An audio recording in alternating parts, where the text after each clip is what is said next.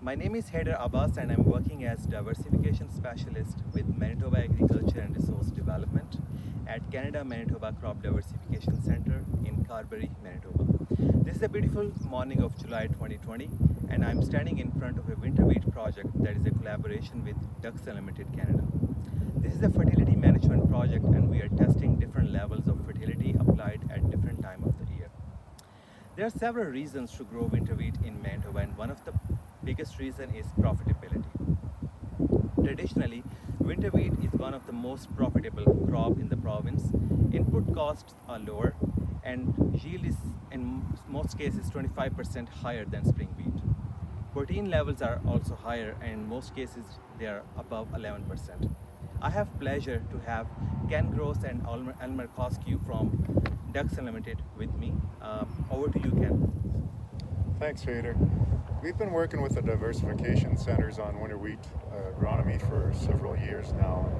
Our biggest purpose is to try to find ways to make producers more profitable, and that means increasing yields. So we've been looking at increasing yields primarily through the use of nitrogen and had some good luck with it. Not as much as we thought we'd like to see, so we reevaluated things this last go around and decided to work with Western Ag because what we think is missing is too much of a focus on nitrogen, and maybe we would get better results having a balanced nutrition look at the crop. So that's what this trial is, to look at some of the newer winter wheat varieties. I'm standing in front of Wildfire, which has the highest yield potential of any winter wheat currently on the market.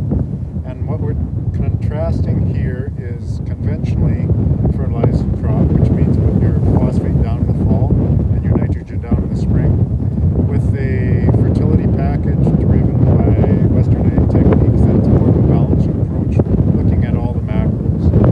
And so we're comparing two fertility practices and looking at Wildfire, which I've already mentioned, Elevate, which is a drought-tolerant variety, and Gateway, which is the current variety that has replaced Falcon in the lineup. It's got a little bit more disease resistance, better quality package to it, and it's short like Falcon too.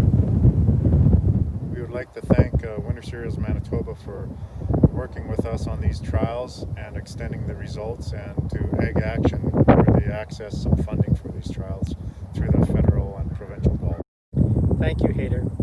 So what we have here behind me is a winter wheat variety by fertility trial.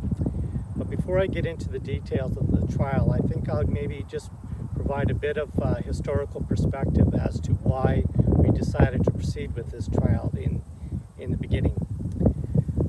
What we've found is that over the last number of years, winter wheat varieties have increased their yield potential tremendously.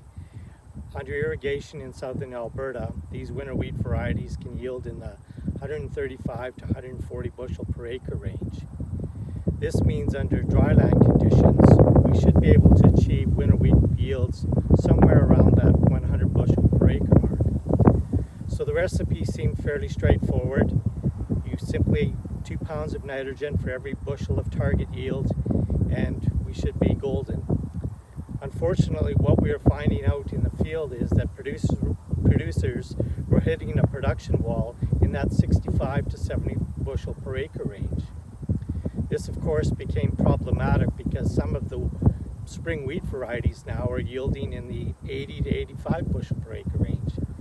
So this made us re-examine the fertility program that we were using on winter wheat.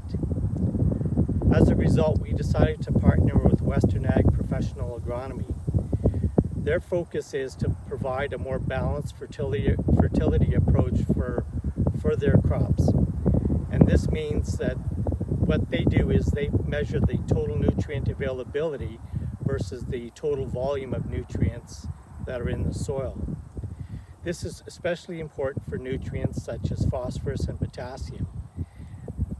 Just because those nutrients are there, they aren't necessarily always available.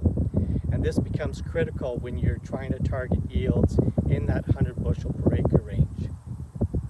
So what we did was we decided to, in these trials, is compare the historical producer practice of seed-placed phosphate typically in that 30 to 35 pounds per acre, with the nitrogen application provided in the following spring once winter survival was assured.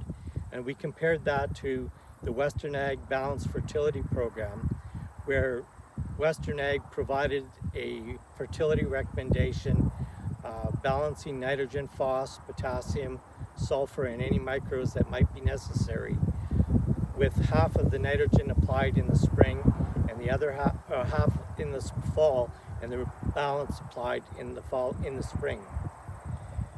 So what we're seeing is that using this balanced fertility approach, we're seeing significantly higher yields being achieved. Last year, under fairly dry conditions, we were seeing with only 3 to 3.5 inches of rainfall from May to the end of July, we were seeing producers produce yields in the 80 to 85 bushel per acre range.